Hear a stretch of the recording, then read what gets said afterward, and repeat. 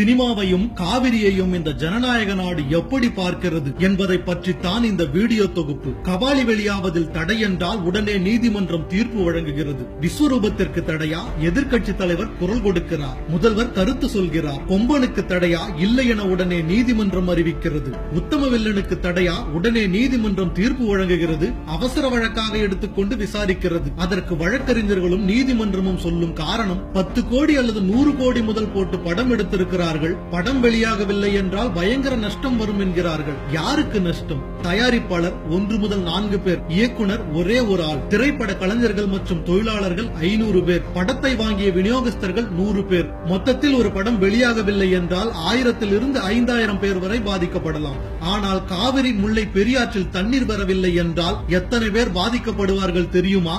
காவிரியில் 14 லட்சம் ஏக்கர், பெரியாறில் 3 லட்சம் ஏக்கர், குடும்பத்திற்கு 4 பேர் என்றாலும் 68 லட்சம் பேர், மறைமுக வேலைவாய்ப்பில் கிட்டத்தட்ட 1 கோடி பேர், ஏறத்தாழ 2 கோடி பேருக்கு மேல் பாதிப்பு. அதுவும் சாதாரண பாதிப்பா? அவர்களுடைய வாழ்வாதாரத்தையே பாதிக்கும். சினிமா வழக்கென்றால் உடனடியாக விசாரிக்கிறது நீதிமன்றம். சல்மான் கானுக்கு 1 மணிக்கு தண்டனை, 5 மணிக்கு ஜாமீன். மின்சார வேகத்தில் தீர்ப்பு வருகிறது. சுப்பிரமணிய சாமிக்காக நீதிபதியே காத்திருக்கிறார். அம்பானிக்கும் டாடாவுக்கும் விடுமுறையில் கூட நீதிமன்றம் இயங்குகிறது. அவசரமாக அவர்களுக்கு ஆதரவாக தீர்ப்பும் வழங்கப்படுகிறது. அதுவே காவிரி பிரச்சனை என்றால் 50 ஆண்டுகளுக்கு வழக்கு நடக்கிறது.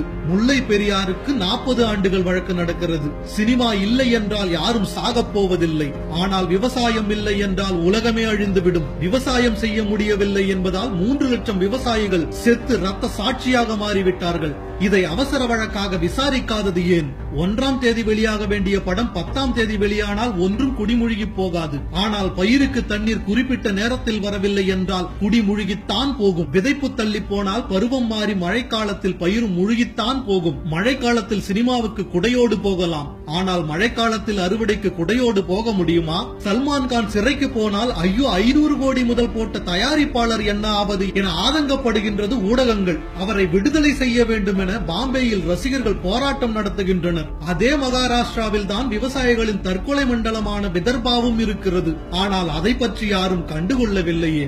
விவசாயம் இது ஓர் உயிர் வாழும் பிரச்சனை, வாழ்வாதாரத்திற்கான பிரச்சனை. இது தேசத்தின் பிரச்சனை. இந்த நாடும் நீதிமன்றமும் நதிநீர் பிரச்சனையை மட்டும் இழுத்தடிப்பது ஏன்? அதற்கான சட்டம் இல்லையா? இல்லை அதை நடைமுறைப்படுத்த திட்டம் இல்லையா? எல்லாமே இருக்கிறது. ஆனால் இந்த நாடு இதை கண்டுகொள்ளாமல் இருப்பதற்கு ஒரே காரணம் இந்திய சந்தை தகர்ந்துவிடும். அதாவது பெரிய பெரிய கார்ப்பரேட்டுகள் அவர்களது முதலீட்டை நம் மண்ணில் கொட்ட மாட்டார்கள். அதற்கு இளிச்சவாயர்களாக தமிழர்கள் பலியாக வேண்டுமா? இனி ஒரு விவசாயி பலியாக கூடாது. இந்த மண்ணில் இனி ஒரு விக்னேஷ் தீக்குளிக்க கூடாது. அதற்கான உடனடி நடவடிக்கைகளை இந்த அரசாங்கம் எடுத்தே தீர வேண்டும். நாம் நம் உரிமைகளை பெற்றே தீர வேண்டும். நன்றி, வணக்கம்.